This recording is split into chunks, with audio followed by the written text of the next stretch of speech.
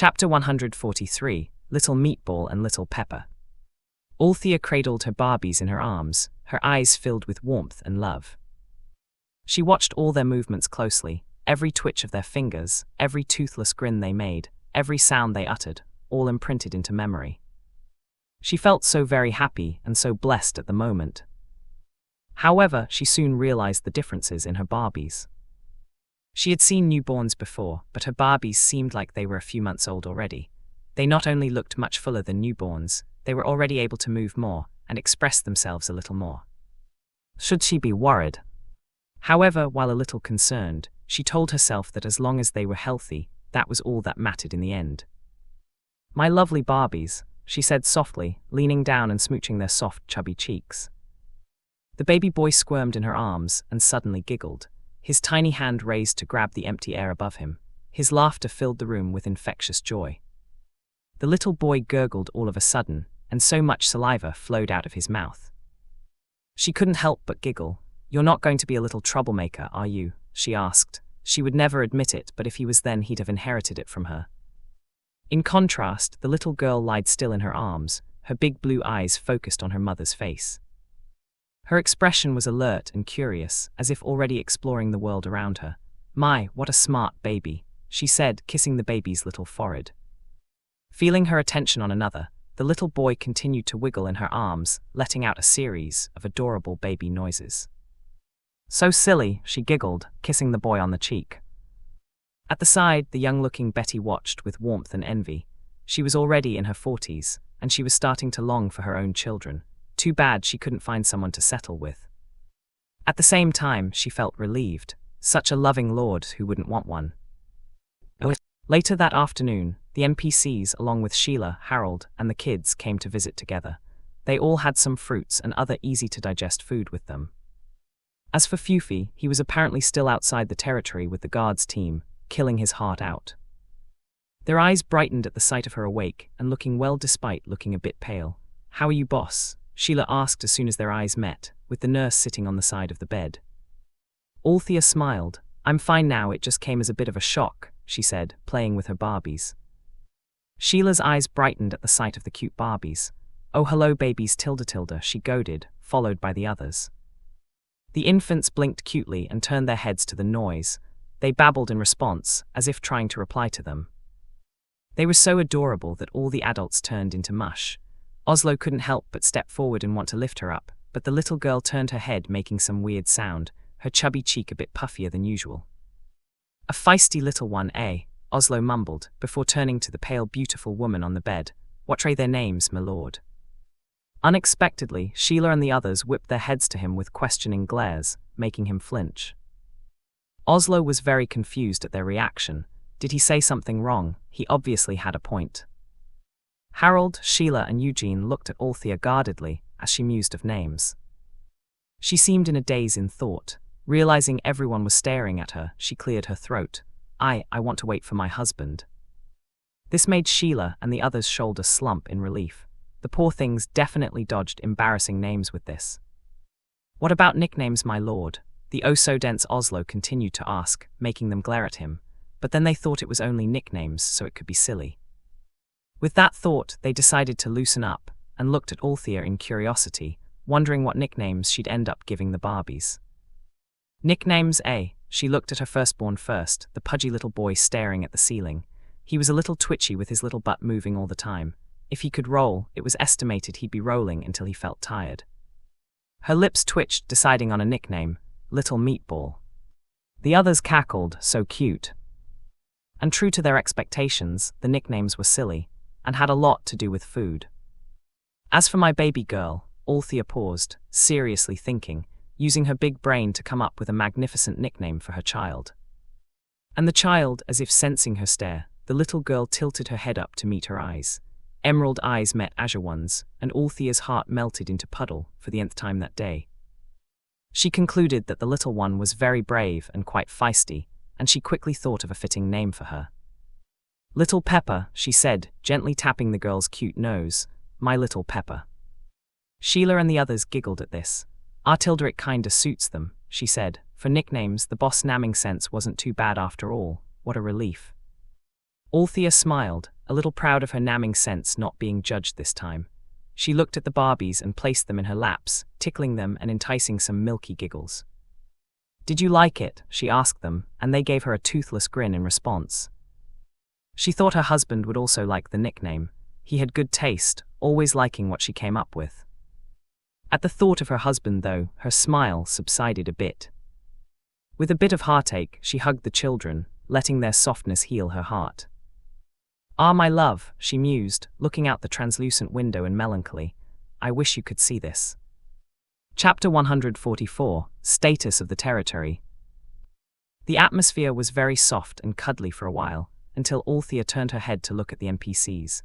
She knew they not only came here to check on her, but also to make reports. If she had really been out for a few days, then a lot of things must have happened in between. "How's the territory?" The NPCs looked at each other before nodding. It was Oslo who oversaw the construction that spoke first. "The constructions you planned are all on schedule," he said. There were many requests for stalls after the farms, including the rented farms, have been harvested of their crops. Oslo couldn't help but marvel at the sheer variety of crops in the territory. Each one still had specific sets of processing methods, with a lot of the end products and food items he had never seen before. Harold saw Oslo had entered a daze and smiled, continuing the story.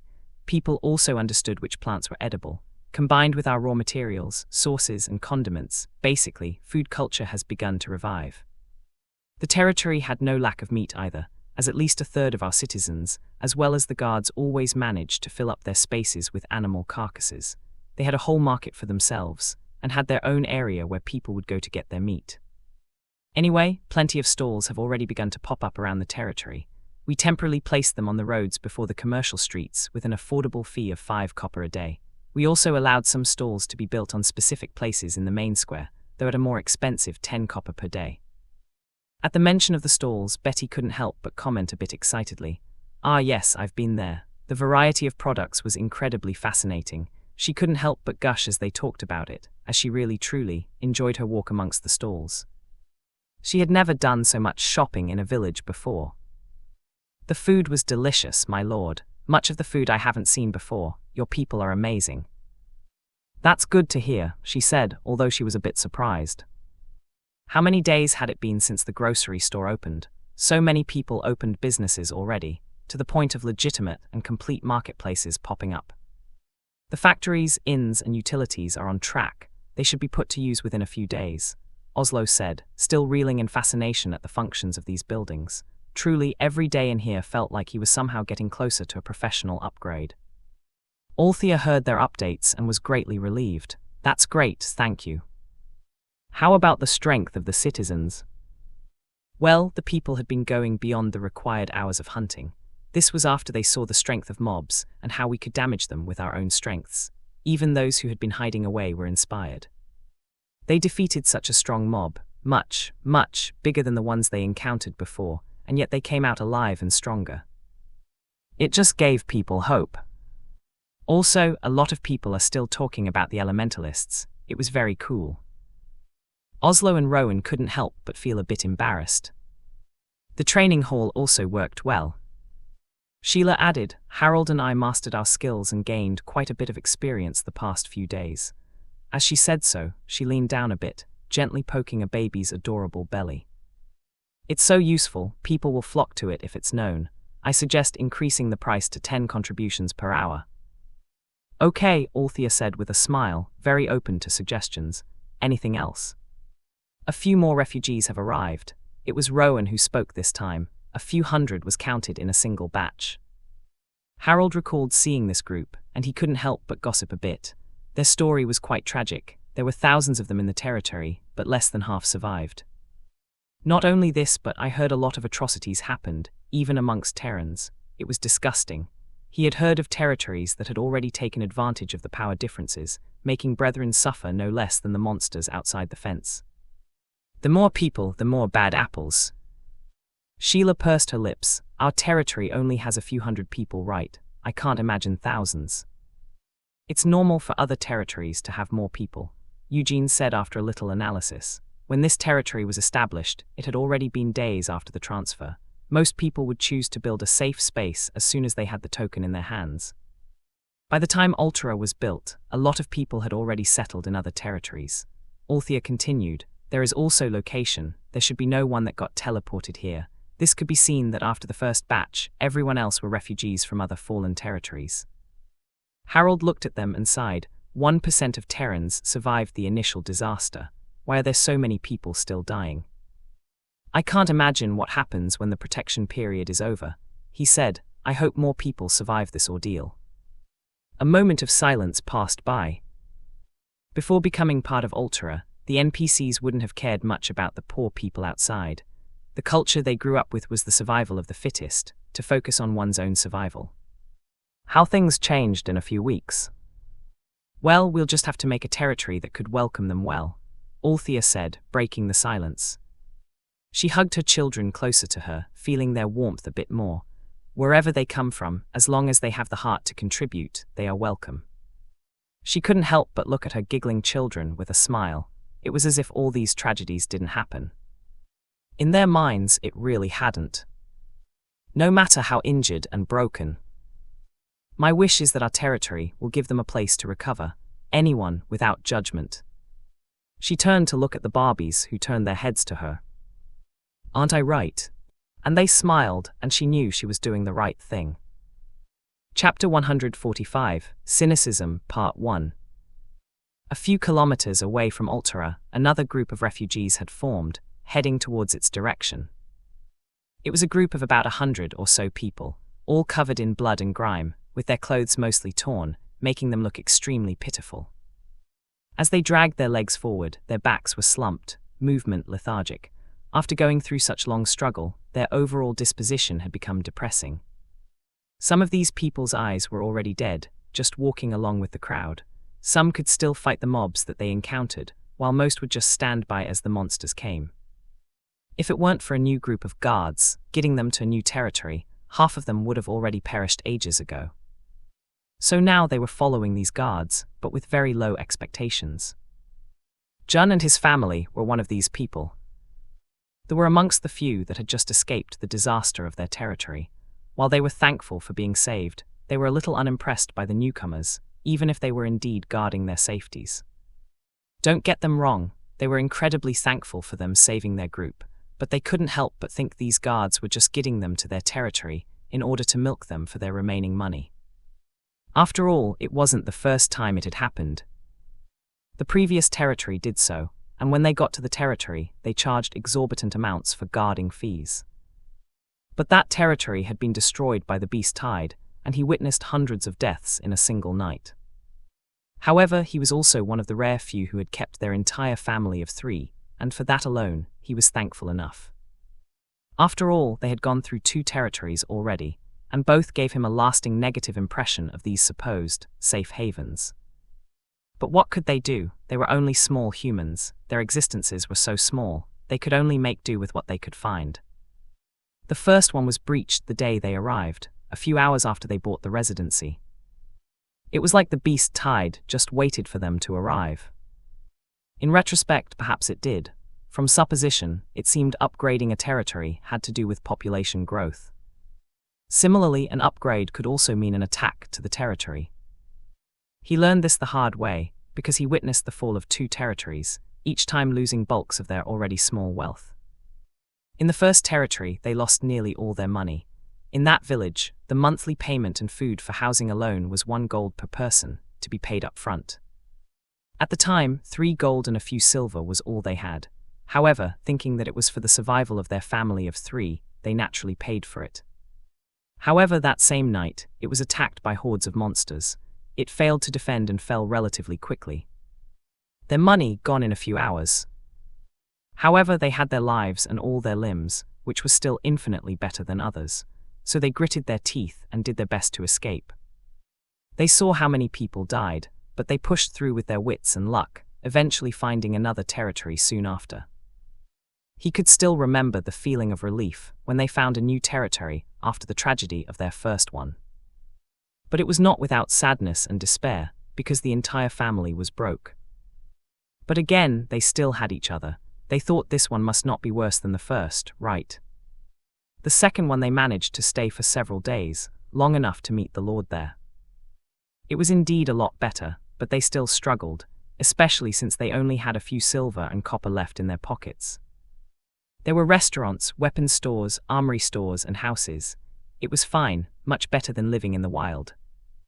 It was just that there were thousands of people there, and most could not afford the few built houses in the territory. They had no choice but to just build flimsy straw and wooden houses themselves, joining a slum area formed at the edges of the village. It was so dense that they barely had a square meter of space for themselves. Worse, because of the density, the cacophony of noise was stressful, and the mixture of body odor could kill. This was especially made worse by the fact that, underneath all the blood and grime accumulated since the transfer, most of them still had the zombie grime from back in Terran. He felt their brains died from the smell alone. The people didn't have access to the standard utilities either. Every inch of soil had trash and human waste. It was disgusting, and he stepped on feces more than once a day, but it was their life, and the family still had each other. How dare they complain? The food was also expensive, and even if they worked the whole day cleaning the territory, they could only afford a tasteless meal for one at the restaurant. One meal for the three of them. The restaurant gruel was also the only source of water there. Fortunately, many of the plants and fruits were edible, so the three of them managed to live. It was just that they had to go outside to gather, because gathering resources inside had a huge cost. However, compared to living in the woods ready to be mauled by those monsters any time, they really had no complaints. They were a very optimistic family. It was just that one got breached too, and their little hope for a decent life was crushed to ashes. This last territory was breached by a large beast tide filled with level 2 monsters. There were only a dozen level 3s in the territory, most of whom guarded the Lord alone. The people were left defenseless as soon as the walls fell, which frankly didn't last long at all. Several hundreds of people were slaughtered, just like that. He and his family escaped, because it was already their second territory. A similar light happened just before the beast tide that destroyed their first territory. And his instincts rang alarm bells inside him, and he forced his family to be prepared to leave at any time. At the time, he and his wife spent almost all of their remaining wealth to stock up on food and weapons, which wasn't much, but it was better than nothing. And now, they were heading to their third territory. He no longer had any expectations. The tragic experiences he had with territories were fresh in his mind, to the point of cynicism. It was the same with everyone else in their group. And who could blame them? Life here just really, really sucked. Chapter 146, Cynicism, Part 2. They were a group of 100+ people, some familiar and some unfamiliar. The past few days were incredibly dangerous, and they encountered many small mobs along the way. Fortunately, most who had survived for so long had already killed 1 or 2 monsters, and their survival rate was higher than when they just arrived here. It was that time that they met this group of so-called guards, and no one died anymore. They traversed the forest with relative peace, as the guards dealt with the mobs they attracted with relative ease. As they walked, he couldn't help but notice a little boy, a somber and quiet child, wordlessly following at the back of group. After a while of observation, he realized the boy was alone. And Jun was quite certain he wasn't with the original group. Did he join them halfway? He patted his wife's shoulder to tell her he was going somewhere, pointing in a direction. She looked at the boy curiously but didn't follow, simply holding their daughter's hand as they continued to trek. Jun walked slower than others, soon ending up near the little boy not older than his own daughter. "Hello there," he said with a smile, but the boy's frown seemed frozen on his face. He blinked and walked in front of the boy, and the boy stopped just before hitting him. He smiled, slightly bending to the little boy's level. He gently asked, "Are you with anyone?" The boy shook his head. "Want to come with us?" He shook his head again. The guards of their potential third territory saw the exchange and approached them. Jun watched them as they walked closer. Despite the clumsiness of a few guards, the others seemed quite well trained and very confident. However, while their bearing somewhat impressed him, he still did not have much of an expectation for this new territory. "The territory is building an orphanage," the guards said. "We can handle him if there's no one to take him in." "An orphanage, really?" He was a little surprised and apprehensive, people bothered with orphanages, in this situation. The guard saw his cynicism but didn't call it out. "You'll see," was all he said, and the topic was killed as such. Another hour passed by and he saw the guards looking around. Jun followed their sights and saw markings. "We're almost there," one of the guards told them with a reassuring smile, as if noticing their tension. He felt a little dazed, as most of the guards from the previous territories were haughty and didn't take moneyless people like them in their eyes, especially now that they didn't have one clean spot in their bodies. Their group of 100 people huddled together as they walked closer and closer to the new territory. "What do you think this one will be like?" Billy asked him. Jun looked at the middle-aged man with a sigh. Billy, along with a few others, had traveled with him all the way from the first territory. While they had lost a lot of people along the way, they also followed him for an early escape. Strictly speaking, they've been through 3 territories together and naturally had the same reservations. There was no way, they suffered too much. Not to mention, they really weren't strong enough to be able to live well with just their strengths. While some of them reached level 2s after escaping, most of the others were still level 1. It wasn't that there were no brave, adventurous souls that aimed to strengthen themselves by training, but the monsters here were really abnormal, to say the least. Dealing with them without proper guidance and expertise would pretty much mean certain death. Maybe not immediately, but eventually. They couldn't help but wonder if they'd still be occupying the bottom of the pyramid in this place. However, they soon forgot about their worries when the guards stopped in their tracks. They didn't absorb it at first until they caught sight of the fence. No, not a fence, a wall. As they looked up at the more than 3-meter tall wall in front of them, as if impenetrable. There were also menacing towers every 100 meters, ready to attack enemy landing within their range. The refugees couldn't help but look at each other, eyes wide with disbelief. It felt a bit safe. "You have entered Althea Village, LV2. Please pay the entrance fee of 5 copper. "Only 5 copper? Everyone was surprised. The previous entrance fees alone were at least 10, the last one even asked for 50. After paying immediately, as if afraid it would suddenly change, the group soon stepped into the gate. Beyond the gate wasn't something they expected to see. It was still a vast forest, but the road was very wide. There was even a delineation of carriageways and sidewalks and even greening in between. The greening was still planned well using permeable pavements and soil around the tree, in consideration of its growth. He was no urban planner, but his uncle was. This was definitely a sign of forward thinking. "What about residency? Can you tell us more?" Jun asked the guard politely, peeking out of his guarded shell that had been afraid of expecting anything. "I mean, how much and how does it work?" he added, though he didn't have much money yet, only a few silver and a few 100 copper now. It was best to know early. Residency is now done in the village center. Temporary residency is only 1 silver and it is valid for 1 month, the guard said. Permanent residency is a bit expensive though, at 10 gold, but I hear you can waive this fee if you exchange a certain amount of contribution points. Renting and buying housing will also be done in the village center. Don't worry, I'll take you there, the guard said very naturally, as if it was no big deal, but the people gaped at him in response. The amounts alone echoed in their ears. So cheap. Although permanent residency was indeed expensive, it was still cheaper than others. Not to mention there was an alternate way to pay. "What's a contribution point?" he asked as he followed the group along the wide carriageway. To be honest, such a large road surrounded by lush trees looked oddly beautiful, like a stairway to heaven. If you do tasks for the territory, say killing beast waves during the beast tide, you can earn it.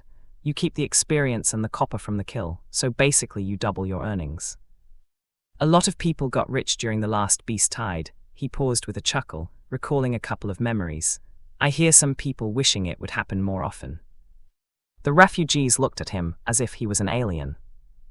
What they've been hearing so far tugged some strings in their hearts, but their now cynical natures prevented them from being too excited. However, soon they started hearing chatters and noises, and a lively crowd greeted them, along with sumptuous aromas that absolutely killed their stomachs.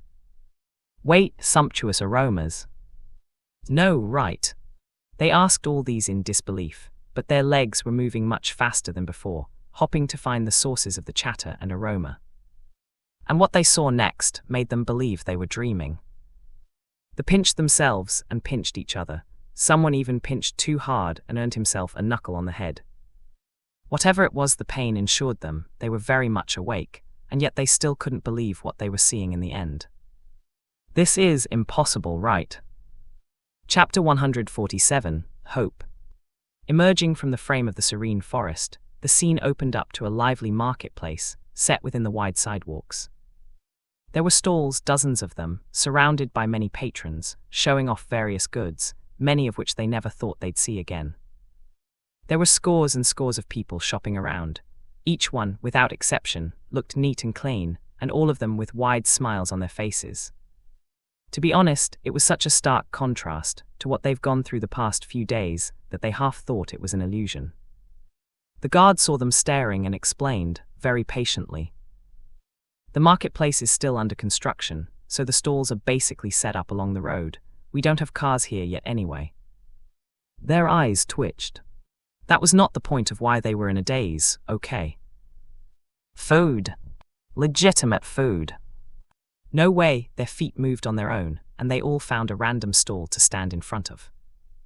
Jun and his family ended up at the nearest stall, with a healthy old man guarding it, something they never thought they'd see. "New guys, welcome." The friendly old man then took out a brown plate to show them small chunks of food. "Try out my sticky rice. If you like it, buy a bundle, only 10 copper, 3 copper per piece." Just 10 copper. They bought it. They looked at the soft goodness wrapped in leaves. They put it in their mouths, and they were met with fabulous softness they didn't think they'd ever taste after that horrible restaurant food. "Is this really rice?" he said at the familiar taste. The color and texture was a bit different, so he wasn't sure before. Of course, the experts in our territory are amazing. Not only rice, but also wheat and plenty of other plants are being processed. They nodded and stopped themselves from buying another batch, because there were too many stalls. What would they do if they saw something they wanted and had no more money? Fall in despair, beg. "We will return tomorrow," he said, and the old man smiled in understanding. "I will be here." The family, along with the others, continued perusing different stalls. They ended up in a stall with large earthenware vats being displayed. "Hello, little girl, do you want lemonade? Only 2 copper a cup," he said. "Add 2 copper if you don't have your own cup." They also bought it with 3 cups to be exact. The rationale was they were going to use it at home anyway. The family stopped by a corner, staring at the cups in their hands. Gulping, they drank it together. It was a new drink, similar to lemonade but with a bit less tang, and it was still very refreshing. They continued for several stalls until all 6 hands were full. His wife paused, looking at him worriedly. "Do we still have enough money?" Jun paused and took a moment to calculate. He was also quite worried. In the end, he grinned because, even after buying so much, they really still had some money left. Amazing, how much had they bought? "Yes, we still have money," he said, eyes sparkling. Not long ago, it felt like they couldn't afford anything no matter how hard they worked. But now, for the first time since they came, they could actually fill their stomachs. His daughter Mimi giggled as she ate, and his wife hummed happily. Seeing his family like this, Jun's eyes warmed, the somberness slowly ebbing away. Slowly but surely, the darkness in his heart was being wiped away. Billy and the others also went to different stalls, gaping and staring like idiots. Partly they were having the dreaded analysis paralysis, and partly they were just overstimulated. There were at least a score of stalls, selling different food like barbecue, crisps, dried fruit, pickled foods, juices, and non-food stuff like weaved baskets and blankets. How many days had it been since they were transferred? Why were some people so well adjusted? And there were so many stalls, how could a day be enough?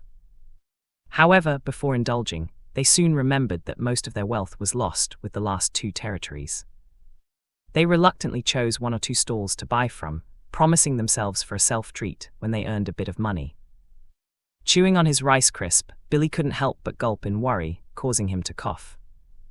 But afraid of wasting a speck of food, he quickly drank his dodo fruit shake to push it down. "You okay?" Yes, all right." He cleared his throat while appreciating the cleansing aftertaste of the juice. Delicious. To think he had only drunk tasteless gruel, at best, for more than a week. He had really wronged himself, who used to drink juice or soda every day in Terran. But not anymore, hopefully. I was wondering how to earn money with my rate of spending, he said, and the stall owner was taken aback for a moment. After a while, the bearded stall owner laughed. Well, you're in luck, he said. The village is hiring more construction workers. Even the lowest wages are very good. Billy brightened at this. Oh, I was a mason back in Terran. How do I apply? Just go to the village center. Basically everything is programmed there. I see, thank you, he said, buying a few more Rice Crisps along the way. But he paused his steps and turned to see a kid. They met him on the way. He looked like a wild child. Want some? But the kid flinched, running away. Billy shrugged. The kid wasn't a baby, especially not after what he experienced here. Surely someone who liked kids would take care of him. In the end, Billy just ate his Crispies until he reunited with the group. After all, for days, if he didn't eat what he gathered, he'd be enduring the horrid food from the restaurant. So although the tastes were different, and a little inferior to what he used to eat in Terran, it didn't matter. He felt he was already in heaven. The team reluctantly met up together, then they felt embarrassed when they saw the guards actually waited for them. Sorry for this. It's fine, you're adding GDP to the territory after all. Later. By the way, sir, I hear you also find jobs at the village center, Billy asked, hopping to find a job. Many others were interested and they listened aptly. Actually, the fact that the village center had so much activity baffled them. The previous territories also had a village center, but it seemed like it didn't have much use except for selling wood. The soldier nodded proudly. Yes, after registering and putting your information, you will be able to see available jobs, properties, etc. in the village center.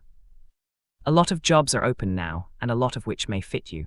If you also have suggestions for jobs not on the list, you can also place it on the forum. Who knows, maybe the system will see it. System, what about the Lord? The soldier paused and mused. He awkwardly scratched his cheek. I'm actually not sure. I don't think this territory has a lord. No. They looked at each other, taken aback. But they shrugged in the end, because it didn't matter. As long as they lived well, who cared if there was someone behind the scenes or not? As long as they could get a glimmer of a decent life, they wouldn't be choosy. Do you know what jobs we have the best chance of getting to, sir? Jun asked. Of course, I heard they're building dozens of warehouses and factories, so they're hiring construction workers. Another young man from the group walked a bit faster to walk nearer the guards. What about the guard team? Are you hiring? The guards smiled a bit proudly. The territory just hired a lot a few days ago, but I'm sure there would be openings soon. From behind, they could hear whispers about the guard team. The guards team seemed to be the best though. With the sentries, the job isn't as dangerous as it is in other territories. As the guards spoke, some of the better investigators in their party remembered some important knowledge. The locals were very detailed in their storytelling, obviously still high from the previous battle. I hear legit soldiers and aborigines actually train the team, one person said, and a few others gathered the same. I heard that too. The aborigine could even cast firewalls and fireballs. What magic? Does it have something to do with elemental affinity? I have fire too. Does it mean I can do that as well? Yes, if you get to level 10, they said. Whoa, I need to start training. They laughed, totally unlike the depressed group of people less than an hour prior. The people in front of the line smiled. Well, I feel there will be something for everyone, Jun said. Even an old man could live healthy and lively. How could they, a group of young and strong adults, not have a way for a good life? Yes, I've seen the prices of the goods. I believe we'll still have savings after a day of work. The group that had been apprehensive and quiet a few minutes ago had completely changed faces, chattering excitedly, filled with anticipation for the next day. Jun and his wife looked at each other with smiles on their faces. They finally found it, hope. Chapter 148, Peace. Aberdeen City, 2 years ago. The sun had just risen, and its opening light slowly draped the city with a new day. Althea, gently woken up by the early sun's greeting, groaned and turned her head nestled in her arms. She seemed to have fallen asleep on the side of her husband's hospital bed some hours prior. She knew this judging by how stiff her shoulders were. She rubbed the lethargy away from her eyes and stretched it away with big movements, freezing when she saw her husband staring at her the whole time. "Husband," she yelled, immediately scooting to the side of his bed and looking at him apologetically. She wanted to tell him that she was sorry for scaring him, but when her eyes met his warm azure ones, her tear ducts uncontrollably broke again. "I'm sorry," Althea sobbed as she stared at the man who had just woken up. Althea was not a crybaby, at least not for a long time, but when it came to Garen, she felt like it was still as it was when they were children. Her tear ducts just did not know control at all. Garen smiled, weakly wiping her tears. "Why are you apologizing, my love?" "I shouldn't have said." "That was not your fault, it is my own weakness." Althea paused and only stared at the man, not knowing what to say. She sniffed pitifully, but before she could get her own tissue, the patient was already wiping it for her. She hurriedly took the tissue and glared at him in embarrassment. "Please act like a patient." Garen grinned. "Don't be shy, wife." She frowned. "Stop treating me like you have to care for me all the time. I'm not a baby." He continued to wipe her snot despite her glaring, and he gave out a fond smile. "I'll always take care of you, it brings me joy." She froze and then flushed, making him chuckle. Seriously, if he wasn't injured, she'd have punched him for all his teasing. 17 days of protection period. Althea watched the two children snore in their new custom cribs, eyes filled with warmth and love. Their Barbies were so beautiful and lovely and blessed. She wasn't being biased when she said they were little angels brought down to the world to bring people warmth, light, and love. She stared at them without any traces of boredom all the way until she heard them hum. It was said that Barbies cried differently according to their needs. Althea was very interested in this theory and specifically looked at her omniscient tablet for it. For example, low-pitched short cries likely meant the child was hungry, and because the baby's tongue sticks to its palate, the sound that comes out was similar to neigh. In contrast, choppy cries likely meant they were upset, probably had to do with the baby being emotional or something. Then repeated A sounds, with the air coming out was brief and jerky, usually meant that the Barbies needed to burp. It was all very interesting, and Althea remembered reading the downloaded article with apt attention, repeatedly. Another type of sound was when the Barbies would cry outwards, with cries sounding like heh. This likely meant that they felt uncomfortable. It was as if they were pushing the discomfort through their cries. And then when the sound was prolonged, elongated, hoarse and contracted, then the Barbies were in pain, likely from gases and were in need to relieve themselves. Finally, the Barbies were likely to be sleepy if their cries started with a yawn and their mouth opening wide, and would then recede almost immediately, forming Ayo cries. Althea had read all these with gusto. Although it may not be applicable to some cases, it did have some research backing, and Althea would definitely keep record of its accuracy to her children. She watched closely as they opened their adorable eyes and cried. Sheila seemed to be ready and knocked closely after their cries. "Let me help you," she said, and Althea didn't stop her. "They are probably hungry," Althea said, unbuttoning her blouse to feed them. Sheila helped her place them comfortably in her arms. Unsurprisingly, both Barbies really sucked in hunger. Sheila blinked, looking at Althea in admiration. A mother knows best after all. Althea grinned knowingly. "Actually, there's something I'm testing out," she said, and handed the tablet over to Sheila. Sheila, like her, was very interested in the concept of baby language and was determined to test it. Soon the children needed to change their diapers, and this time, Sheila volunteered to do the dirty work for her. Althea watched as the woman washed and changed the children. "You are very familiar with this." "I had a baby brother more than 10 years younger than I am." She smiled, but quickly subsided at the fact that she didn't know his fate. "He was in our hometown with our parents. I don't know how they are." Althea patted her shoulder just before carrying one of the children. "You are fine, and it is likely some of your relatives are too." Sheila nodded, hopeful. Althea had told them about her hypothesis, and they believed it with all their hearts. It kept the fire of hope that they'd be able to see relatives alive, and that was very important. Then the moment of melancholy passed, and they stared at the next problem. The problem of diapers and waste. She'd have to ask the NPCs how their old territories dealt with trash, though it shouldn't be too urgent. Most of the materials used were local and sustainable. How many people like her brought trash from Terran material? As for the diapers, she did gather a lot back in Terran, but how many baby products could a part of a cubic meter store? The diapers that could fit in her space wouldn't last a month, leaving her with a very important problem: what to do when they ran out. How'd the ancients do it? Well, she'd leave that for later. Right now, she decided to just enjoy the peace brought by her children. She took the tablet to take photos and videos of her little ones to show to G. Her thoughts stopped at the image of her husband passing by her head, and she felt the sharp pang of longing in her chest. She sighed, her hold on the tablet unconsciously slacking, suddenly in a sour and heavy mood. If only Garen was here to watch with her. He would probably love taking care of the Barbies with her, right?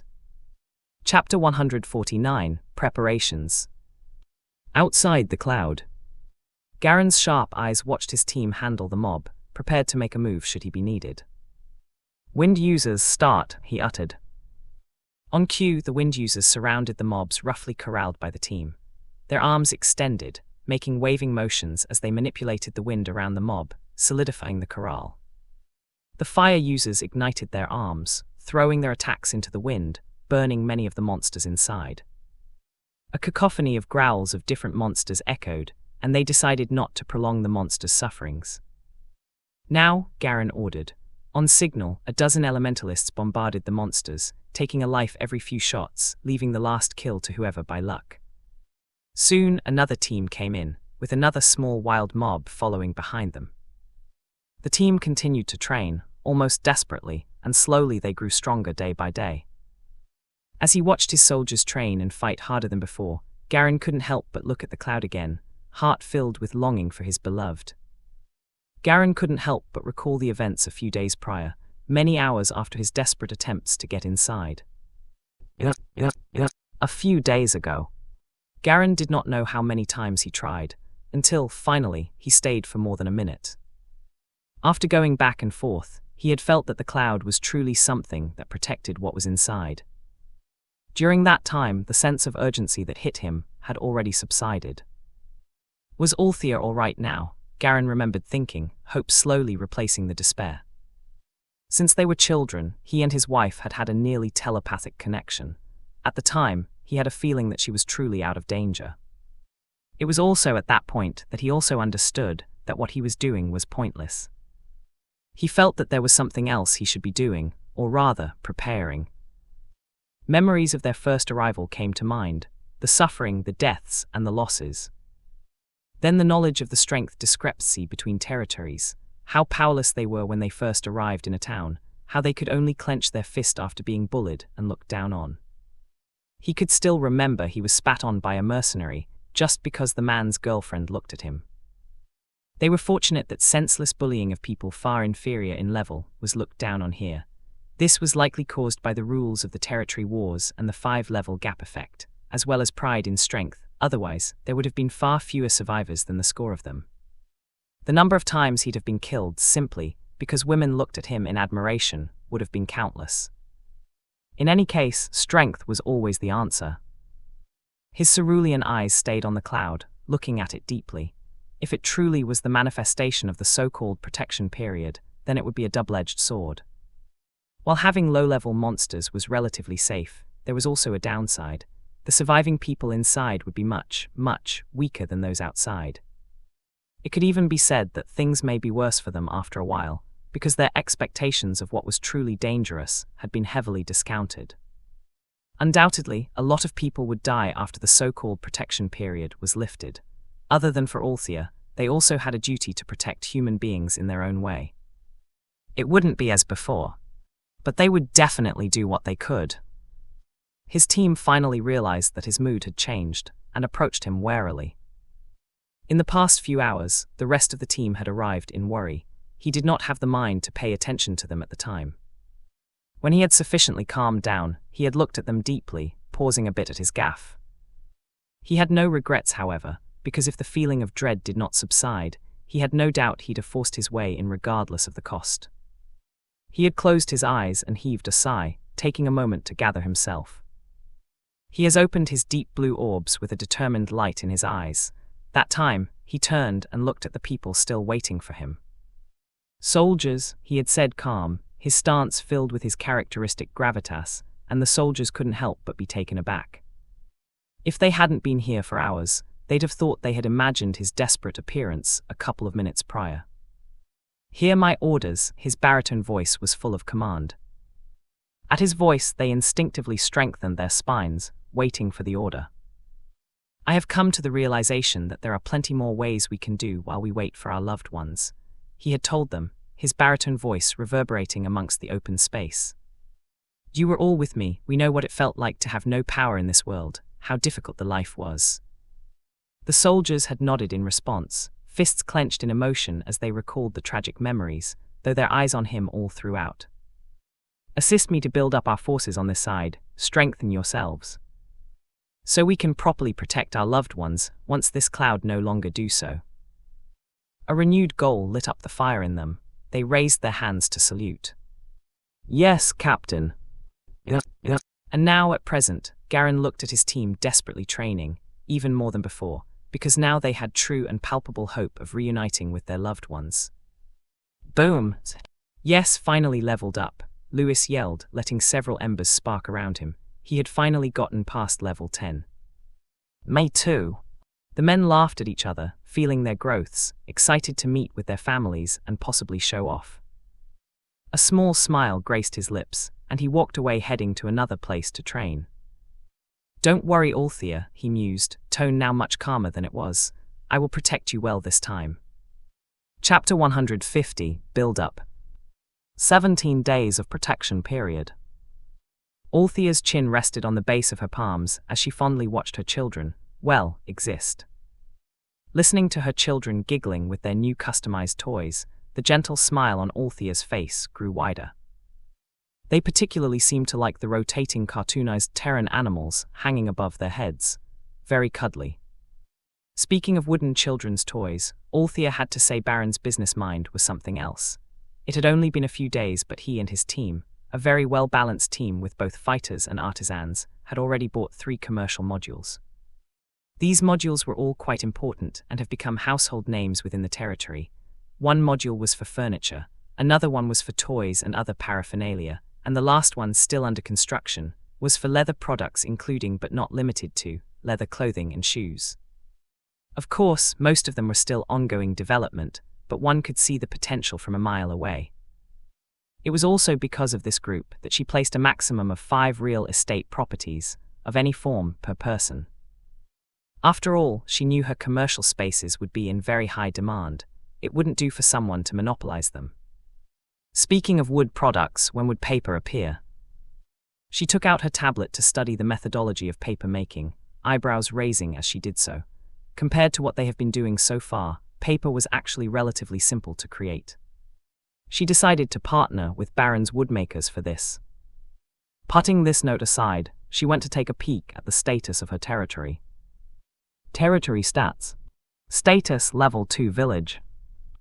Area 3,142,000 square meters.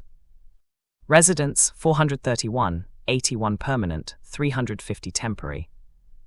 Total population 964. Base resources. Wood 9,301,0000. Stone 70,108,000. Money 12,582 gold, 99,263 silver, 174,497 copper. Reputation 50. Buildings, Village Center LV2, Weaponry Shop, Defensive Wall LV3, Warehouse Farm LV1, Bathhouse LV1, Training Hall LV1. Bonus Building, Custom Building. Building Slots 7 plus 1. Because she was out cold the past few days, the resources had pretty much caught up. This meant she could finally start building comfortably again. She looked at the deferred item. If she chose to expand this time, the perimeter would be more than 12.5 kilometers long. Would you like to expand your wall to the edge? Movement cost, 1110 wood, 1110 stones, 3,500 gold. Building cost 2010 wood, 2010 stones, 3140 gold. It seemed that moving the walls was actually more expensive than creating a new level 3 wall in terms of gold, but at the same time, it would be using half the resources. This made sense because they could recycle old resources, but the labor cost of demolition, transfer, and construction was more. In the end, she decided to keep the old wall and defer the placement of the wall to the new border. Anyway, there was still plenty of space, and for better or for worse, not too big of a population. Not to mention, the upgrade to level 3 should only need 1,000 residents at most, and her current size and speed of construction would be able to handle this little number. It was the upgrade after that would be a challenge. As the Aborigines mentioned, they had not encountered a town with less than 20,000 population so far. In any case, her planned dormitories alone could swallow 1,000 with no problem, not to mention she would still provide many housing types for people's choosing. She decided to place a level 5 wall directly when she expanded a second time, to create an inner city and then simply expand outwards during the succeeding upgrades. According to the NPCs, level 5 walls were already above average defense even in towns, which was just right if she wanted to retain her advantages every tier she climbed up to. It must also be very expensive. So for now, it was better to invest the reward money in money-making buildings instead. Looking at the map, she first set the construction time to 27:00:00 in the evening. She kind of wanted to surprise people when they woke up. First, she dealt with the residential buildings. She set up several more dormitory communities, with designated small parks in the middle, located deep in the residential zone. This area alone would be enough to accommodate 1,000 people. The more populous Southwest Avenue would finally be lined with commercial buildings. Of course, the roads would maintain the greenery, keeping the beautiful approach to the main areas. There would be several new communities with hundreds of houses, mostly of duplex communities, the best-selling housing type she had so far. She also made sure to add enough open spaces every few blocks. Her goal was that if one walked around Althea, one would find a path or two covered with trees at all times. This was healthy, practical, and very atmospheric. There would also be a bigger commercial street perpendicular to the main roads, ending in cul-de-sacs. These streets would be pedestrian-only streets, filled with park walkways, benches, and the occasional small park and playgrounds. Then she placed public toilets adjacent to the larger parks. There would be payment per use to avoid their degradation, but definitely very affordable. Marketplaces for stalls and commercial events would also be placed along this area. It would eat about 1,000 square meters, with set locations for stalls on each side. After a thought, she decided to place a small events place in the middle, should someone want to sponsor it. For example, if a stall owner hoped to bring more customers, he could use this area to promote his/her products for a small cost. When the area wasn't rented, benches and other rest areas would be placed there. Going back to the pedestrian-only streets, she planned the ends of these streets, the cul-de-sacs, would have malls and other large-scale commercial spaces. Some mid-level inns were included in this. These buildings would be erected manually because the current modules would not be able to support them. The limitation of the custom modules was not only in area, but also in its use and allocation. She could catch the residential use-only loophole in the storefronts, simply because people could use the upper floors as residential. Similarly, her supermarket, an enlarged version of the grocery store, would also need to be built manually. She already reserved the building on one of the cul-de-sacs. As for the current grocery store, it would remain operational even after the opening of the supermarket, though it would shift focus to serve more as a convenience store instead. Inns and village clinics also had to be built manually. The advantage of this was that they would have more leeway in designing, so they weren't limited to 2 floors. For the clinics, they opted for 3 floors, and for the inns, they decided on 4. That said, other buildings that used dormitories like schools could be made from modules, but it didn't feel very organized to do so. She didn't want it too horizontal either, feeling that it was a waste of space, so having higher floors for the school was also ideal. Speaking of building heights, she should add merit to Oslo and his knowledge, otherwise they wouldn't dare build high in this gravity. Although Aborigines didn't build high, it was because they didn't have the concept of reinforcements like they did. The material, combined with the reinforcing fibers they discovered, allowed them to build manually until the 4th floor. Anyway, her construction team was huge and efficient, so it wasn't much work to build manually. They needed to build their bodies as much as risk their skins outside to get stronger anyway, so she didn't worry too much about the construction workers' training. Smaller clinics could also be made, but that would be work for other people. That was to say, if there were medical professionals who hoped to own their businesses in the industry, she'd support them with open arms. She was a very good lord, she proudly told herself. She could easily give preferential treatment to professionals needed by the territory, leading to a win-win situation, and also retaining herself good talent. Now that the commercial and residential zones were completed, her emerald eyes shifted to the rest of the territory, to the so-called source of life of a civilized society. The agricultural and industrial zones. Chapter 151, Agricultural and Industrial Zones. For the east area of the territory, she planned to take the industrial and production route. She built 10 more farm villas in their neighborhood, as well as 200 more fields. Althea immediately rented 50 farms for her own use. Hey. There was no need for the territory to own fields because the taxes alone were enough to keep her warehouse stocked. It was so stocked that the upgrade condition, 90% occupancy, 1/3 of the same item, was met quite easily. Would you like to upgrade Warehouse LV1 to Warehouse LV2? Area 500 square meter, 6 meters height. New functions, automatic inventory function and automatic sorting, 100 copper per sorting. Cost 300 wood, 200 stone, 500 gold. She sighed. She clearly remembered the gold and wood required before was only 100 each, and no stone requirement. It seemed that upgrading any building time was universally much more expensive than buying its most basic version. Regardless, naturally, yes was clicked. What was best about the upgrade was not the doubled floor size or the increased ceiling height. It was the fact that there was now an automatic inventory function and automatic sorting. Of course, the latter had a small charge of 100 copper per cubic meter of sorting. However, she valued her time to be much higher, so she thought it'd be worth it. Leaving the warehouse behind, she went back to planning the eastern part of the territory. More factories were zoned in this area. Each lot would have 1,000 square meters, with a building footprint of around 600 square meters in size and 5 meters in height. Like farm villas, there was also a level 2 fence surrounding each one. So far, 3 factories have been made, 2 of which were hers and 1 was Baron's wood factory. There were 7 more currently being built. These were also not for sale but leased for a minimum of 5 years. When she really expanded, perhaps unlikely, but perhaps, she'd put more land for sale, but she was taking a bit of a condensed route now, so she decided to hold most of the land in her hands. Anyway, the harder it was to own land in her territory, the more prestige would be attached to it. As for the military, she left a huge part of the land for it not far from the village center, near the industrial and farming areas.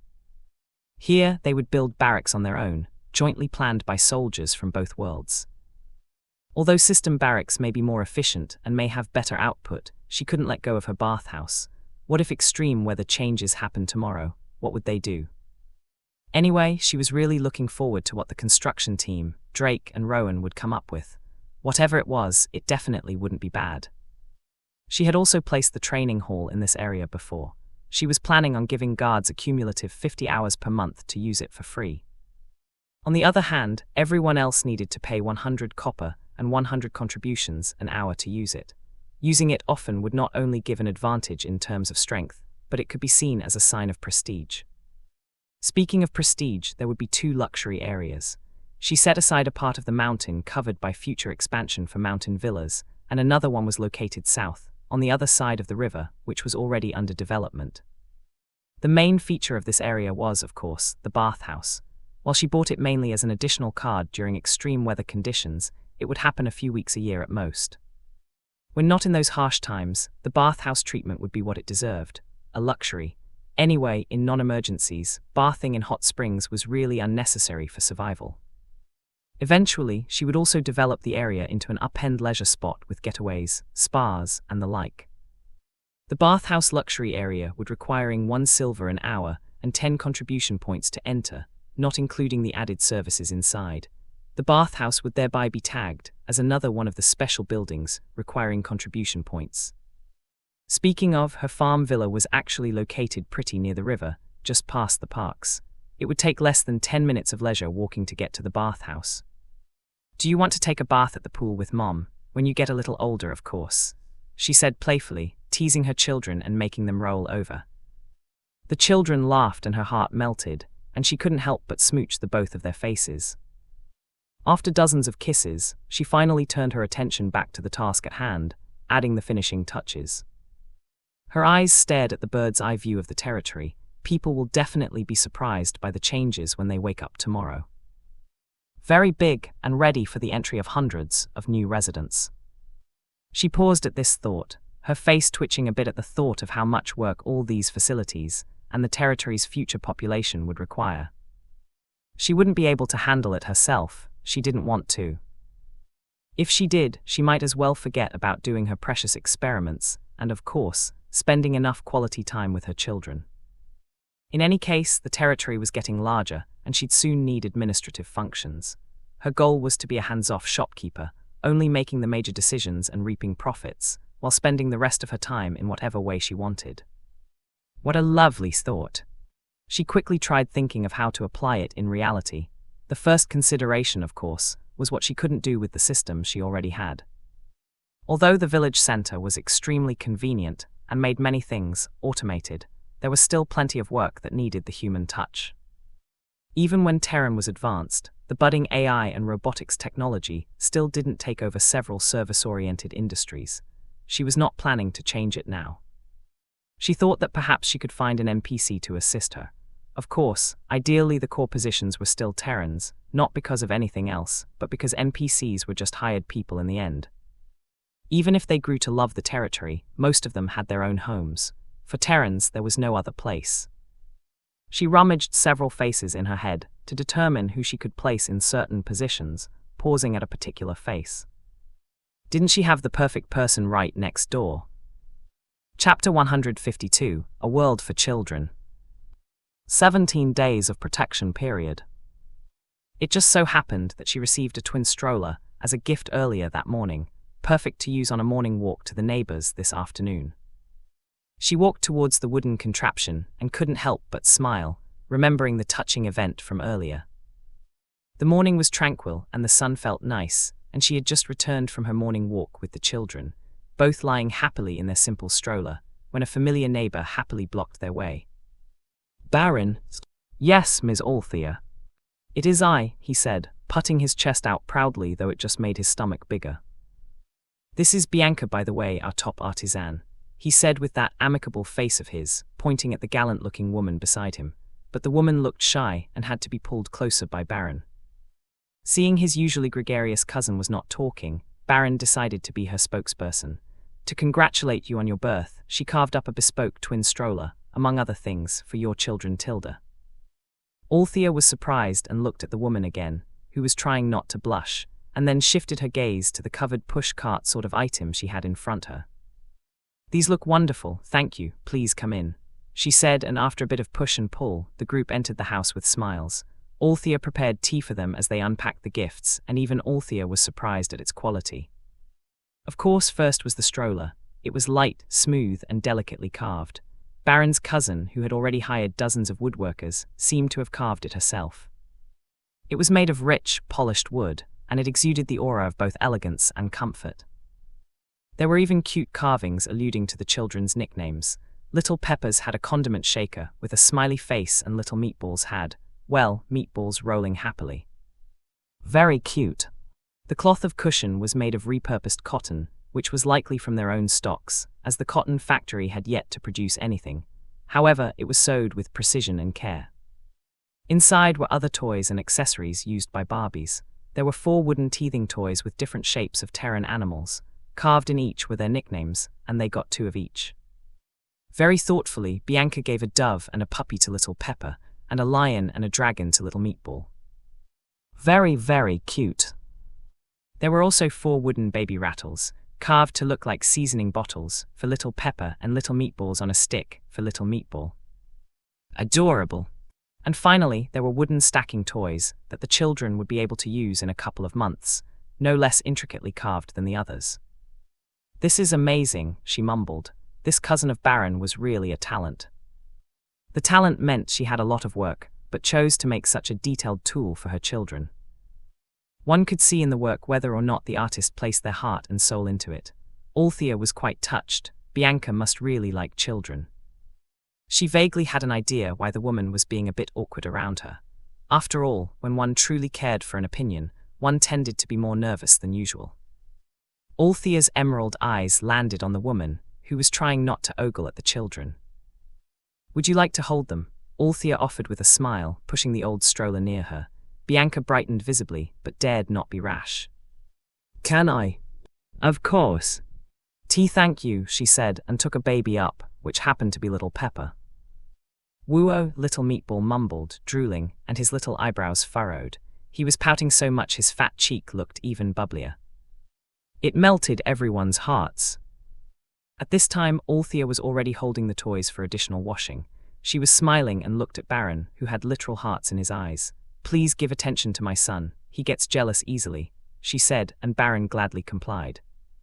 "Yay, yay." Baron lifted the baby boy and dropped him just as quickly, enticing adorable giggles. HMNH and GGG. Little Pepper blinked, raising her small arms, also wanting a ride. As such, the cousins played with the Barbies happily, and she could tell their family back in Terran should have a lot of children. "HMN, our parents comprised of 7 siblings," Baron said, giggling as little Meatball drooled on him. Althea remembered that the boys that went with him during the visit were also cousins. Anyway, from this, Althea knew the children would have another pair of uncle and aunt that would spoil them thoroughly. Later, she would find out that Bianca was unable to have children due to an accident years prior. Although she was a strong, independent woman, she really would have loved to have a child of her own. Baron, on the other hand, loved children because of his personality. Unconsciously, having children felt like having new friends and playmates. Regardless, it just reminded Althea that she needed to make the territory safe enough that people would not need to worry about having children. Of course, she would also create a territory where the children would feel safe, happy, yet grow strong enough to handle whatever the world would throw at them. For this, she'd need a lot of help. That afternoon, Althea prepared the children for their first neighbor visit. She dressed them up in one of the few sets of baby clothes she had. She took baby clothes of different ages, hence couldn't hoard too much of one size, and smooched on their soft cheeks because she felt like it. She went down with the children and placed them in their lovely new stroller, looking around the house to see if anyone went home. They should have already been done with training hunting by this time, so it was likely that everyone was busy with their own businesses. The development of the territory was now at its peak, and her team had been made aware of the large territorial changes that would be visible later in the night. To maximize profit, they naturally had to rush everything. For example, Harold was running a restaurant, which was showing great promise. He was also finalizing some of the condiments and sauces they'd be using. Sheila was running the pharmacy, also showing a lot of profit. The factory was working overtime, paid very well to produce more products. After the last beast tide, everyone had found an integral need to stock up on medicine. In particular, there was a purchase limit of only a few bottles a day. During a real fight, how could they rest assured with such little stock? Hence, most people opted to buy a bit every day, regardless of need, ensuring their own supplies. And then there was Eugene, who was still tweaking and studying the machines and tools for the territory, occasionally walking around for inspiration. Well, Fufi was an exception. Since the children were born, unless she would explicitly order him to go train, which was the current case, he would be no farther than a few meters from the children. After double-checking everything, she pushed the stroller to the next door. She really hoped that the trip would be productive. After all, she was only so idle because she had just given birth, so she really hoped everything could be settled, so she would always have more time to bond like this with the children. Chapter 153, Administrative Team. Mathilda opened the door to see a beautiful woman and extremely adorable children staring at her. She couldn't help but give out a large smile. "What are you doing here?" the older woman asked, pleasantly surprised. Matilda then leaned down to take a closer look at the Barbies. "Did you miss Grandma?" she asked, kissing them. She often visited Althea and the Barbies in their house, of course, but she was excited to see them at her own house. Come in, Mathilda smiled, leading them inside. The farm villa Matilda was living in was occupied by her team of 12. Most of them were young people, like Drake, who had found either employment or business in the territory, a lot of whom were in the hunting meat supply business. Only 2 old women with Mathilda stayed at home to care for the garden and do the housework. At this time they seemed to be planting fuyu, a vegetable similar to cabbage. Old Yana was well known for her pickled vegetables. Matilda, seeing where she was looking, said with a smile. Although we've sold 1 batch so far, they sold out quickly. The 2 old women noticed them and didn't care much, until they saw the Barbies and their eyes sparkled. As they approached, their eyes shone with bright light, and after asking permission, they washed their hands and carried the Barbies with them to the lush garden. They absolutely adored the children, with the 3rd woman, Lola, lifting up little Meatball as if she didn't have back problems, and the other Yana was talking to little Pepper and cooed every syllable as if the baby could understand. Don't worry about them, Mathilda said, knowing full well Althea, who had an extremely busy schedule, wouldn't be here just for a visit. She then led the young woman to her veranda, which had the required set for tea. Mathilda turned her head to the younger girl and led the way. Shall we? The 2 women sat around a circular table in the veranda. A few earthenware teacups were there, and Mathilda made her a simple cup of tea. Is there anything I can help you with? Althea nodded. Actually, the territory is getting bigger. Other than administrative staff, the territory will also need a face. This was another function of the administrative team. From what she gathered from the gossip about refugees and NPCs, contact with other territories was inevitable. The village center was limited to within the territory. She could not make announcements in the name of the system somewhere else, at least not in her current level. This would cause a lag of communication between territories. May I assign you as the territory spokesperson? I will announce it in the name of the territory system. Mathilda was a bit surprised. Is this all right? Althea nodded. She definitely didn't want to be released as Lord for now. After all, how could she charge so much if people had a face they could haggle with? Besides, Mathilda wouldn't be in danger of being mistaken as the Lord during territory wars, because she was with many people when the territory was established. It was not possible that she built the territory under their noses. As soon as Mathilda nodded, the familiar magical screen appeared in front of her. Alter a village system, determined you are eligible for the job of elder, for internal and external diplomacy. Wage 500 copper day, free residency. 100 contribution day. Do you accept? Yes, no. Oh, Mathilda's eyebrows rose in interest. What's my job description? Basically, you represent the territory outside. Inside, when there are conflicts, I hope you can settle them. Anyway, Drake follows your orders a lot, just right. She mused for a moment. I should add the job description in the hiring notice, she told herself. She couldn't be there to explain the jobs to the others too, right? Won't people misunderstand me as the Lord? I don't want such a burden, Mathilda said, eyebrows furrowed.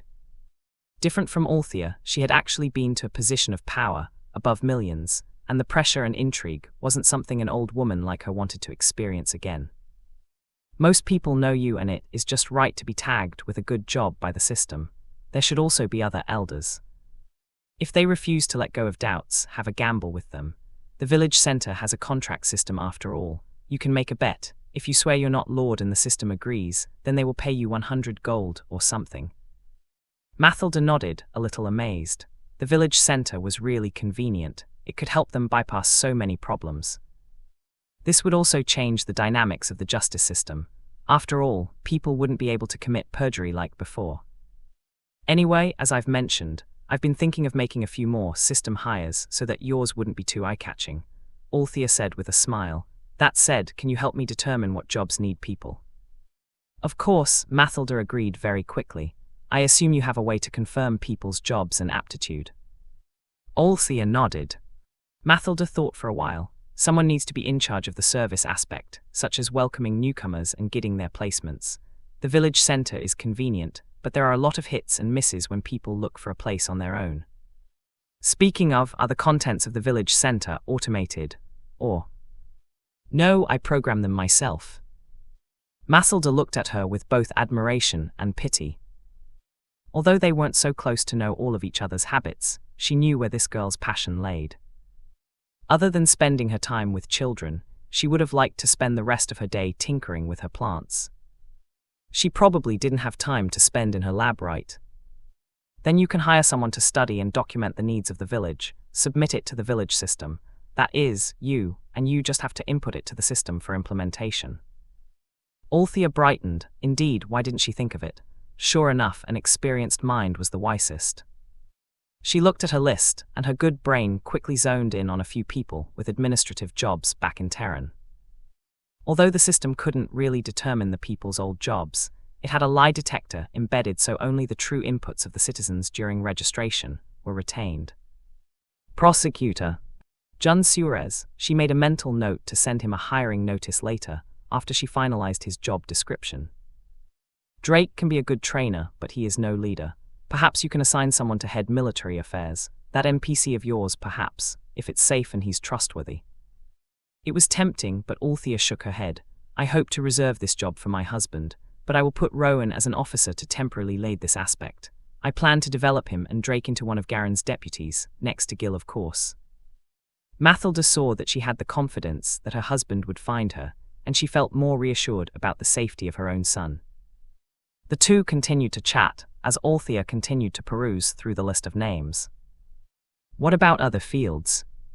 I plan to limit the positions to green-tagged individuals, she said, but other experts could become officers.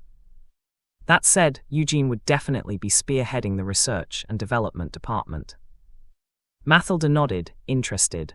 Are there other green-tagged professionals we could use for public office? Althea was scanning names when the older W man asked this. Suddenly, she paused at a name. It was an acquaintance, and he had actually gained an occupation. Gru, the agriculture professor, unsurprisingly awakened the farmer profession. Oh, how exciting! Chapter 154, Elder of Agriculture. Eden National University, a month ago. Gru Beanman stood tall in front of the dais, his white hair combed back neatly, wearing a formal attire that exuded authority. His fatherly eyes looked amongst the crowd composed of students and teachers, who had been listening aptly the past hour. With a gentle but dignified smile, he opened his mouth to continue his speech, heading to its conclusion. Before I end this session, I would like to take time to express to everyone that it is an honor and privilege to stand before you, the next generation of thinkers. As I enter the last leg of my career, I feel extremely happy to see and meet you, the hope of our field. He paused, not for effect, but because of the various memories that passed by his agging head. He could still remember when he was in their position as a student with great ideals. He was lucky because, unlike many others, he had actually achieved his dreams to some degree. Let us work together to restore the species that had once flourished in our soil, he uttered out after a deep breath. Let us not forget the mistakes of our ancestors and of the biodiversity that we lost, so that we do not commit the same mistakes. He paused. I will repeat this for the nth time today. Agriculture is the bedrock of civilization. We are one of the main proponents of our planet's rejuvenation. We aim to fill up the gaps left by the species unfortunately lost in time and tragedy. Students of this noble discipline, you will stand in the forefront of change, tasked to heal the scars inflicted on our planet. Do not forget. Let us do our part in restoring the beauty of our planet and shape a future of hope. Thank you. Applause echoed in the hall, and he smiled, heart filled with hope, looking forward to the future. Sadly, he never did get to see the planet's plant life rejuvenation. After all, a disaster still destroyed everything in the end. Althea village, present. Amongst the sea of lush crops that would make anyone drool, a certain old man was gaping at thin air, looking very stupid. Old man, what are you staring at? A farmer asked, wiping his own sweat with his old towel. Gru barely heard the question as he stared at the screen in front of him. Althea village system determined you are eligible for the job of Elder for Agricultural Development. Job description. 1. Lead and oversee the research for crop improvements. 2. Develop and implement strategic plans for agricultural growth and diversification. 3. Lead the study and introduction of agricultural techniques, machinery and technologies to improve crop yields. 4. Provide guidance and recommendations to renters of land on what to plant. 5. Determine the overall crop needs of the territory. 6. Oversee the responsible use of resources, such as water and soil, to ensure sustainability. 7. Manage crop rotations, pest control if applicable, and irrigation systems to optimize yields. 8. Establish disaster procedures and insurance for the agricultural sector. 9. Make detailed daily reports of accomplishments and send them to the village center.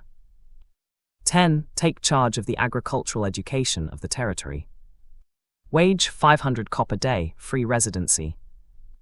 100 contribution points day. Do you accept? Yes, no. A good pie just suddenly fell down, just like that. 5 silver a day. Doing the things he loved all his life. Yes, he exclaimed, startling everyone around him. Dennis, one of the farmers for the wheat farm, couldn't help but ask curiously, "What's going on?" Gru, who was still immersed in joy, was pulled back to the present. The village system hired me for a job. The wage is very, very good and there are contribution points every day. Whoa! Envy! Gru suddenly found himself surrounded by all the farmers in the field. They ran really fast. How? Gru was a bit shy, but also thinking of an answer. Well, I assume it was because last night I got the occupation of farmer. And? Not sure yet, all I know is that I have the ability to determine the health of the crops. For rice and wheat, there's a notification if the plant is lacking anything. That's amazing. How do you trigger it? Aren't we all farming? Yes, we even started at the same time. Envy. Gru paused, genuinely wondering about this. Thinking in retrospect, it likely had to do with his expertise and the effort to study. I've been trying to, improve some crops in my backyard. It seemed successful. A lot of them were enlightened. It makes sense. Weren't you a famous agriculture professor before? Gru was even shyer. Oh please, I wasn't that famous. Chatters of excitement followed after that, with a couple of offers here and there. Can I apply to be your assistant? Yes, a few more nodded. It was then that someone remembered something. What about your current job? Cold water seemed to be thrown at his face. Gru remembered his current job and he felt guilty. This job was highly sought after, with great benefits, and the boss had been kind to them. What to do? What was an old man to do? So, when Althea got back home, she saw a very guilty-looking Gru outside her gate. She led him to their now well-furnished living room, looked at his depressed and ashamed self, and patiently waited for him to speak. She didn't speak even after a while of silence, knowing what he was here for. She simply let him drink tea, hopefully, to calm his nerves. It took him a while, but he did speak out after a while. Boss, you are very good to us, and I am extremely, extremely thankful for the opportunity you have provided me. Despite my age, I have also been learning a lot, from the job, from you, and for this I am forever thankful to you. Then he stopped, unable to say anything more.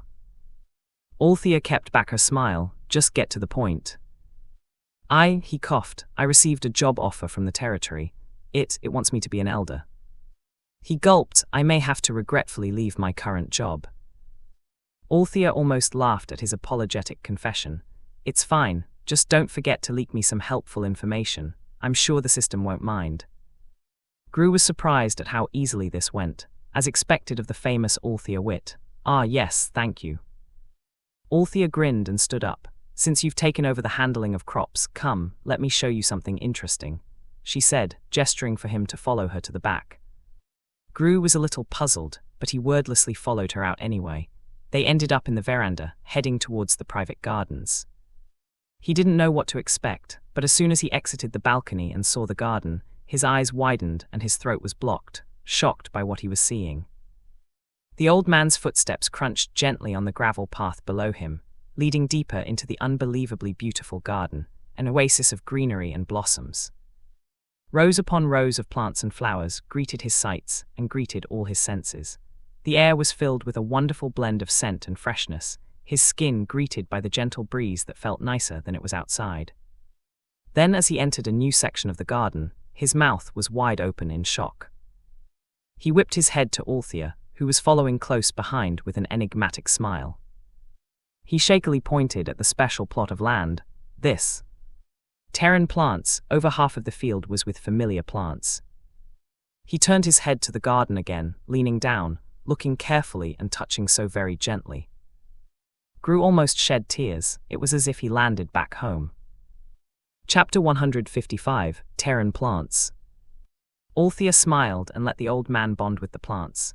She knew his reputation, and she knew he was the perfect person for this job, whether it was for his ability or his sincerity. She walked over after a while, gently explaining some things to him. I had managed to procure a number of seeds before the transfer, she said, leading him over to a plot of land. The whole time, the old man's eyes were dilated in joy, and if she wasn't there, he may really have wept. Here are the root vegetables like potatoes, carrots, and radishes. Unsurprisingly, they're the most versatile and were quick to adapt to the local regeneration rates. Speaking of regeneration rates, they found that taking soil from the system fields forgoes the plus 20% growth bonus, so they just built a small shed as a nursery above the system farm. She then took him from plot to the bean varieties like beans, lentils, and even chickpeas. There was a dedicated plot for herbs and spices garden like basil, oregano, and rosemary. Some herbs could be used in a few days, while most would still need weeks at least, but they were all very beautiful regardless. And then there were the oil-producing crops, ready for harvest in a few more days, like sunflower, soybean, and olive. There were local alternatives, but if she were to be picky, she didn't like the aftertastes very much. There was also not much oil from meat here, so producing good-tasting vegetable oil would be so lovely. Moving forward, they went to the section of the trees, the fruit-bearing plants, which were now 1-meter-high baby trees. There was a good variety comprising apples, peaches, and citrus, and then the nut trees like almonds, cashews, and walnuts. And finally, there were also her favorite tea plants, coffee plants, and cocoa. I didn't plant much for fear of wasting seeds. Now that I see them growing well, I will be transplanting most of them to a field per type. Yes, Gru nodded in agreement, full of support. It's just that the growth rate was understandably slower than the local ones. Fortunately, it was still faster than in Terran. For plants that still had no local alternatives like coffee and cocoa, these seeds were real treasures. Thinking about bringing back coffee and chocolate was making her drool. Not to mention, there were still many recipes and food that required the old plants, so she decided to use several fields to plant them. Even those that did have local alternatives were still explored. After all, the strains they had undergone thousands of years of improvement. If there was no need to start from scratch, why would they? Of course, the price would also be much more expensive than the local seeds. There was also an area with herbs for personal use, as well as for the pharmacy. These would take far longer to grow, but very worth it. As for the greenhouse, it was still ongoing planning. They needed enough Yuli stone or similar material first, as well as insulating material that would fit well with its use. Anyway, seeing Gru almost crying as he stared at the fields, Althea pursed her lips in amusement. When I get some surplus seeds, I will sell some in my grocery store, she said, and Gru looked at her as if she was a god.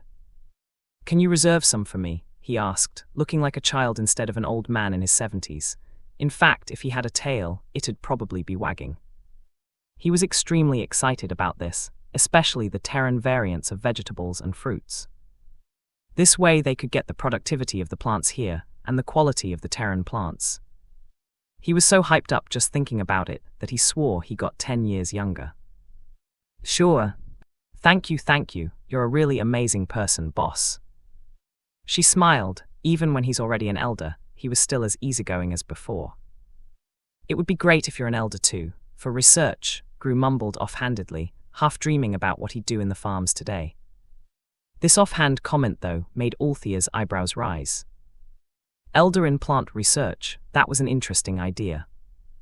Right, there would definitely be times where she'd want to show prestige, without showing she's the Lord. Wasn't this just right? Althea cleared her throat and lied with her eyes open. Actually, I already am. Gru froze and clapped. Of course, how could Ms. Althea not be an elder when he had the honor? That's very good to hear, Gru said with a happy smile. It so happened that our two fields are connected.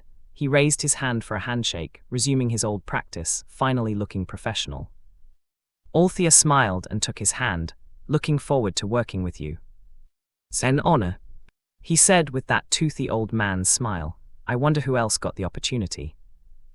"Auntie Mathilda's also an elder." "Oh," he asked, interested. "Must have to do with diplomacy. Internal and external affairs." Gru's face showed a level of understanding, before they shifted back to their favorite topic, plants. The two of them spoke for a while longer, laying out the plans for the crops, which would be planted for this rotation, how many fields would be allocated, etc. For instance, the coffee and cocoa would get their own fields, same with other fruit requiring an orchard. And also, pretty much every other crop.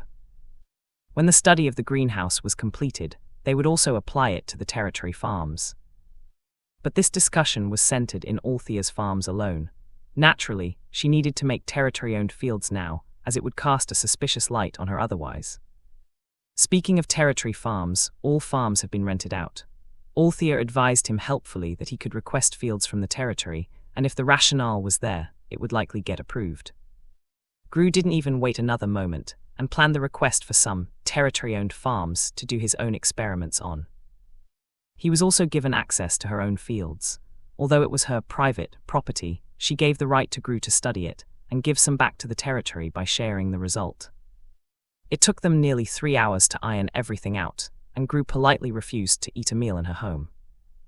Interestingly, when Gru left, he went straight to the neighbor's house, which really amused Althea. Making house calls already, perhaps she should include the elders in the meetings with the NPCs, at least once a week. Other than elders, she skimmed through the data in her Lord panel, arranged the list according to loyalty, and looked at the attributes, talents, former occupations, as well as specialties. With a few press of her fingers, she sent successive announcements to several people, startling quite a few areas, at the same time lighting several fires in people's hearts. Chapter 156, Territorial Offices. Althea stared at the invitation with satisfaction. For these people, she only needed to wait if they accepted it or not. Hopefully, it was the former. Anyway, the terms she gave were very fair. In the future, she would also be assigning elders for the offices without one. It was just that the said Terran, super experts had not yet arrived in her territory, so she could only assign officers for now. The offices she decided to build were the basic ones needed to manage a town-level territory, in Terran, anyway, as Aboriginal territories seem to have different governing structures.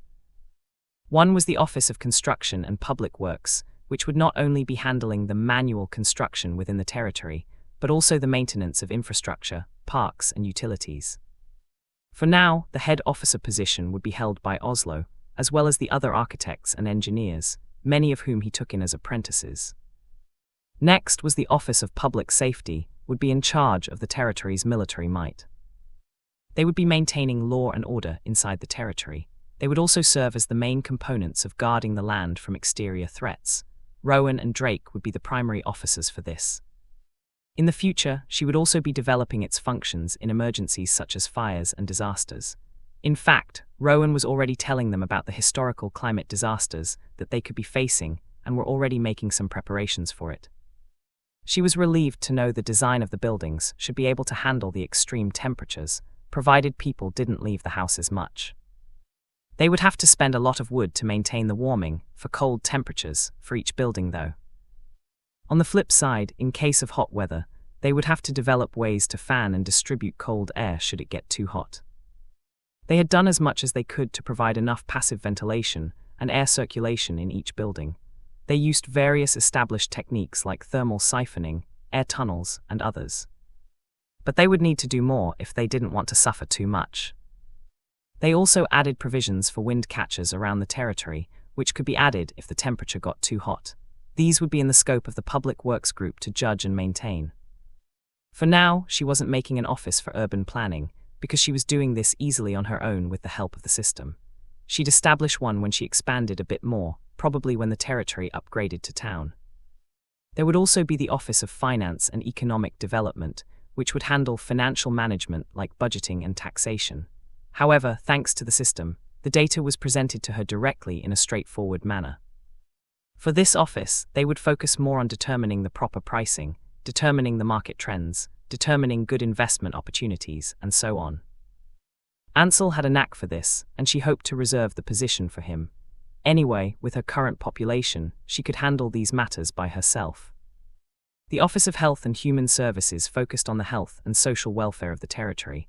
The offices would be held by Lily, Betty, and Sheila. On paper, this department would have a partnership with her company, wherein the officers would determine which medicine would need to be stocked. The Office of Education would in the future be managing the schools and other educational facilities in the territory. For now, because there were no children, the focus would be on adult classes such as basic survival. She also planned to launch an indigenous lingua franca class, wherein the Terrans would be exposed to the Xeno language. After all, although they could understand spoken language, written language was out of their range. What if the indigenous had good books that could be helpful to them? The officer assigned here was a woman named Rosalind, a dean in one of Eden's prestigious universities. As for why she didn't title Rosalind an elder despite her very obvious experience, it was because she wasn't green-tagged. As discussed with Elder Mathilda, Althea made the requirement for the elder either green-named or of a certain occupation, sealed by the system, without exceptions. It wasn't like non-green experts couldn't develop the title and or the occupation with time. At worst, it would give inspiration for the officers to work harder in their trades. Perhaps this requirement would inspire the people to work more integrally, attempting to trigger occupation for their own promotions. Moving on, she shifted to the Office of Agriculture and Production, with Elder Grew, which would be handling the agricultural and agricultural products aspect of the territory. Finally, there was the Office of Internal and External Affairs, also known as the Office of Communications and Public Relations. It would be the platform for people to voice their concerns, as well as handle their social needs. Because of the system, plenty of the tedious work in all the department was forgone, so she could assign more jobs to them. For this department, judiciary work was also included. Their function would just be as Mathilda mentioned before. These people would also double as officers under the Justice Department. Anyway, she could use the territory system to kick out unsightly individuals. This was very cool, and she kind of wanted to use it. Anyway, the function of the so-called Justice Department would just be to investigate and determine inside stories for more grey area disputes. For the actual more stringent justice system, she decided to leave it entirely to the system. This was because in many cases, it was better to have no face to complain or beg for mercy with. Of course, even if this was the case, the function of the Justice Department was no less important than the others, because humans were complicated creatures. And she had never believed in automation of everything. What's the point of a society without a huge dabble of the human touch? She looked at her initial list with satisfaction. When her village became a town, then the elders would become ministers, and the offices would turn into departments. All her staff would enjoy very good benefits as well, adding pride and prestige to the job. All these people would help the territory improve in various facets, and help create a wonderful land together with their own hands. Let them help in the building of the territory with their own hands, and in this way, they would love it even more. This was something to aim for. After all, a land loved by the people was the richest of them all.